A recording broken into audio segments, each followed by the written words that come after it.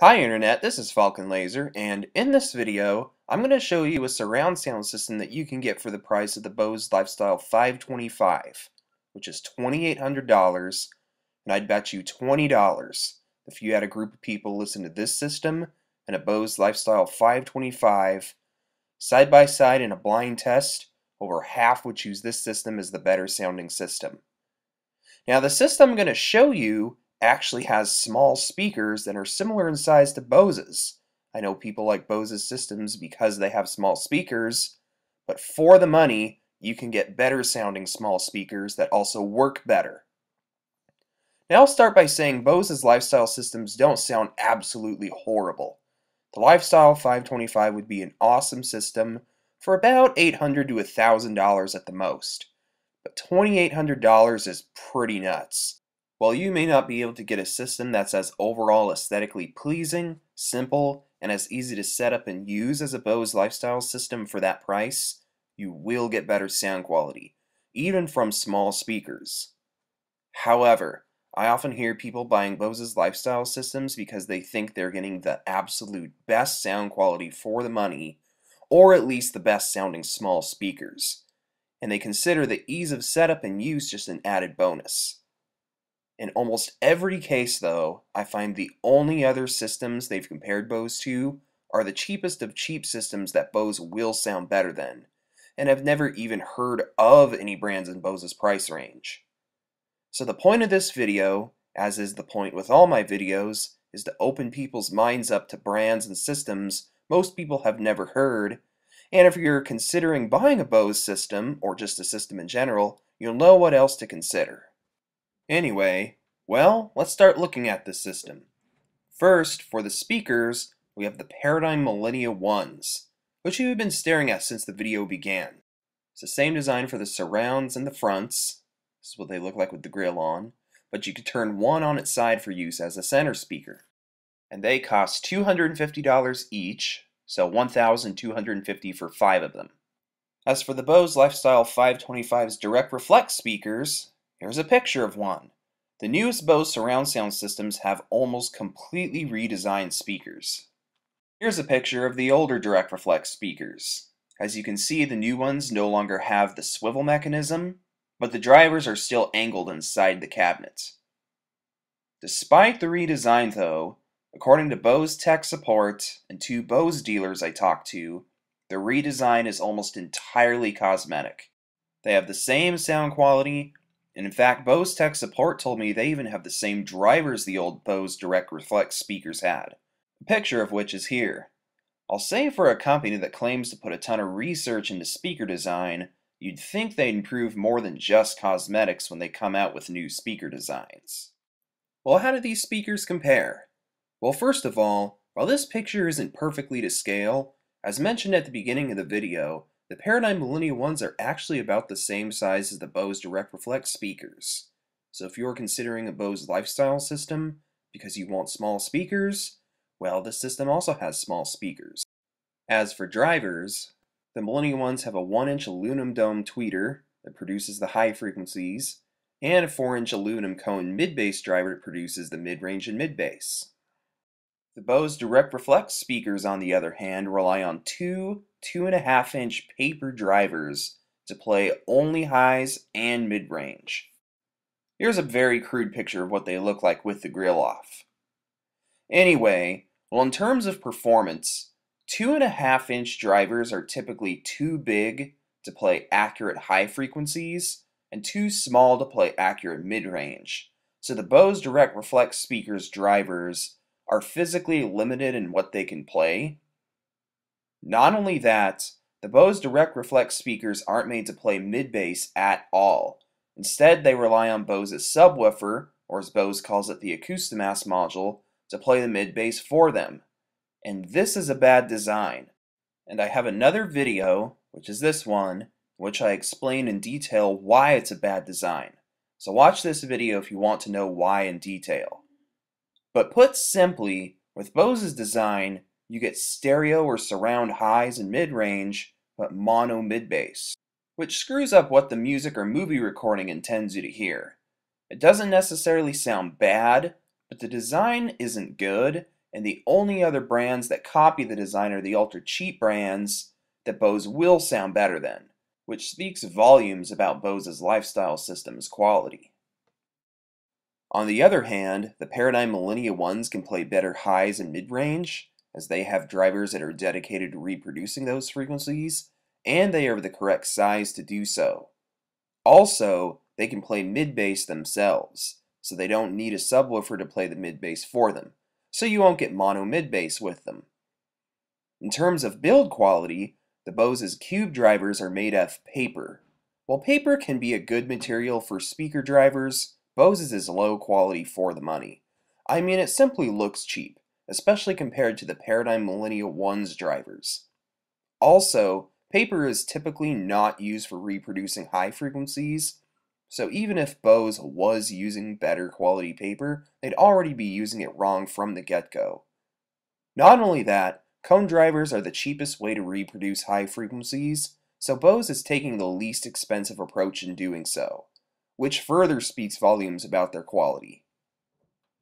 On the other hand, the Paradigm MilleniaOne's aluminum drivers are much higher quality material-wise, and they have a dome tweeter, which is more complex and more expensive to produce than Bose's cone drivers.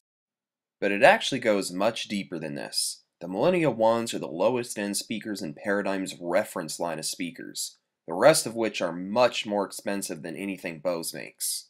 So these are immensely better built than the Bose Direct Reflex speakers. I mean, they're even built better and have more detailed sound than a lot of big speakers, which is why they actually cost the same or even a little more than a lot of big speakers. So I mean, saying the quality difference between the Bose Direct Reflex speakers and the Paradigm MilleniaOnes is night and day is an understatement. Well, that's enough about the satellite speakers. Let's check out this system's subwoofer. We have here a Paradigm Monitor SUB8, which is $825. Well, how does this thing compare to the Bose Lifestyle 525's Acoustimass module? Well, sub-bass requires a lot of air movement to reproduce, which is why subwoofer drivers are typically big. And this subwoofer here has an 8-inch driver, which is the smallest a subwoofer driver should be. But despite its size, it packs a big punch. Here's a video of it in action. Its driver has very high excursion, and thus can get very loud for its size. I mean, with this excursion, this subwoofer can actually get louder than some subs that have bigger drivers. So this subwoofer is very good for its size. As for the Bose Lifestyle 525's Acoustimass module, it has two 5¼ inch drivers, which simply aren't enough to play low and loud sub-bass. So this subwoofer can play much lower and louder than Bose's Acoustimass module can. I think one of the first things you would notice, especially when watching an action movie, when comparing Bose's lifestyle system to this system, is this system would shake the ground a lot more. Anyway, now before moving on, I should note that if you find a dealer that sells them, a subwoofer I would consider getting instead would be a JL Audio D108 Dominion, which is $800, so $25 less than the Paradigm SUB8.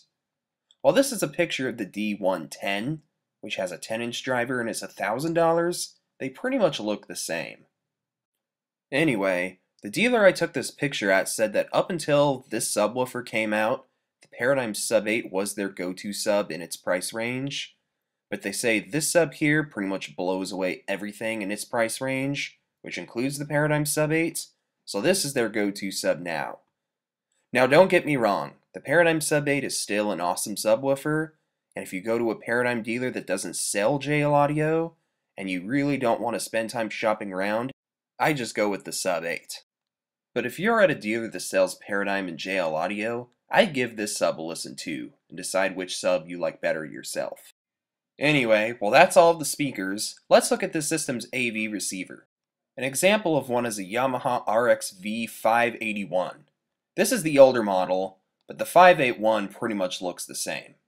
And it costs $500. Now in terms of cosmetics, the Bose Lifestyle 525's Media Center does have this AV receiver beat.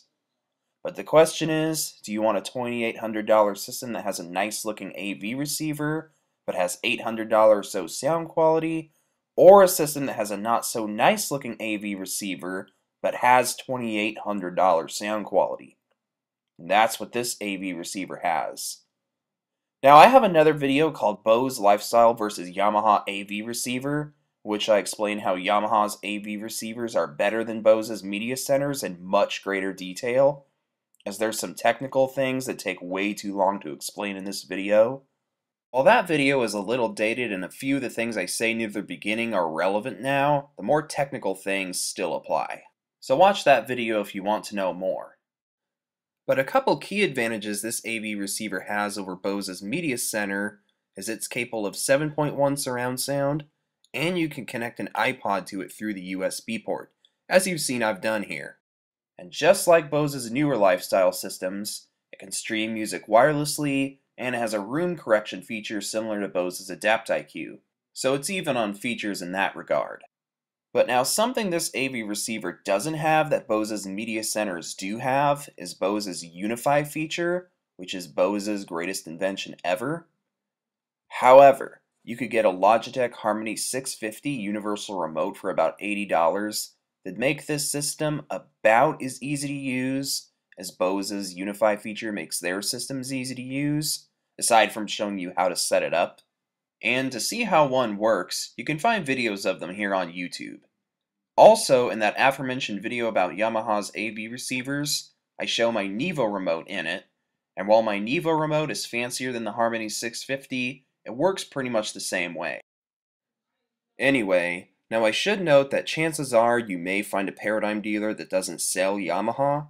In this case, I'd get whatever $500 AV receiver the dealer recommends. Some brands they may have would be Denon, Sony, Integra, Onkyo, or Pioneer, all of which would have similar features to this Yamaha AV receiver, so what I said about how this AV receiver compares to the Bose Media Center still applies. Anyway, well that's all the system's components. As for cables, I'd recommend no more than $100. That includes speaker wire and a subwoofer cable or a wireless subwoofer adapter. I know cables are a very controversial thing in the world of audio equipment. Some people insist on expensive cables while others don't. So I'm kind of just taking the middle ground here. I just stay away from rock bottom quality cables. Okay, well, if you add up the cost of this system's components, it all comes out to about the price of a Bose Lifestyle 525. Actually, it's about $50 less. But anyway, again, I'd bet you $20 if you had a group of people listen to this system and a Bose Lifestyle 525 next to each other in a blind test, over half would choose this system as the better sounding system. Heck, I'd bet you the same even if you put this system against the Bose Lifestyle 535, which is $700 more than the Lifestyle 525. In fact, if you're willing to spend $3,500 on a Lifestyle 535, and one of the reasons you want one is because it has small speakers and or it's easy to set up, well, get the system in this video for $2,800 and pay a dealer $700 or so to set up your entire system for you. That way you wouldn't have to worry about setup at all, and you'd still have a better sounding system than the Lifestyle 535. But now if you're willing to spend $3,500 on a Lifestyle 535 and don't care about more difficult setup, or you already plan on having a dealer install it for you, I have an older video showing a system that consists of the Paradigm MilleniaOnes. That's the price of the older Lifestyle 535 before it had the redesigned cube speakers and was $200 less. But the only real difference between that system and the system in this video is that system has an AV receiver that's about $400 more than this system's AV receiver, so you'd be just getting more power and better detail if you got that system.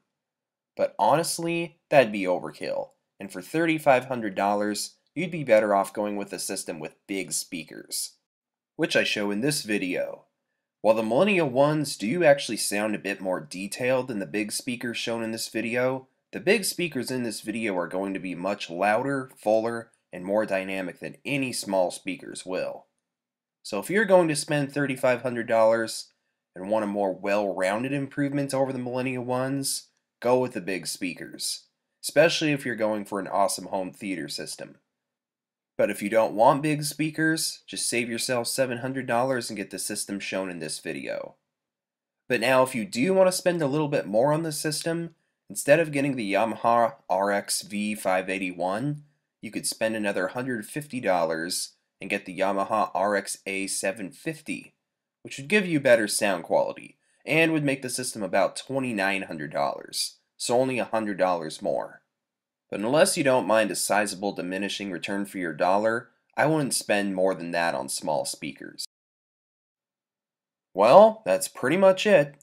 But I can talk up this system all day, but I'm not going to convince you it's better than Bose's Lifestyle systems until you actually hear it for yourself in person, which I highly encourage you do. So go to a Bose dealer, have them play some songs you like and own on a Lifestyle 525, then find a Paradigm dealer and listen to the same music on this system. And don't limit yourself to only Paradigm. Bowers & Wilkins, Focal, CAF, and Monitor Audio all make speakers that are close to the size of the Paradigm MilleniaOnes that are of the same quality, so I checked those out too. But anyway, play the same song you heard at the Bose dealer on this system and listen. Hey, maybe you'll end up liking Bose better, but maybe you won't. I'll say I found after several years of making these videos and reading comments on them, most Bose fans have never even heard of Paradigm or any brand in Bose's price range. But I bet if they were to, chances are they wouldn't have bought Bose. Anyway, thanks for watching.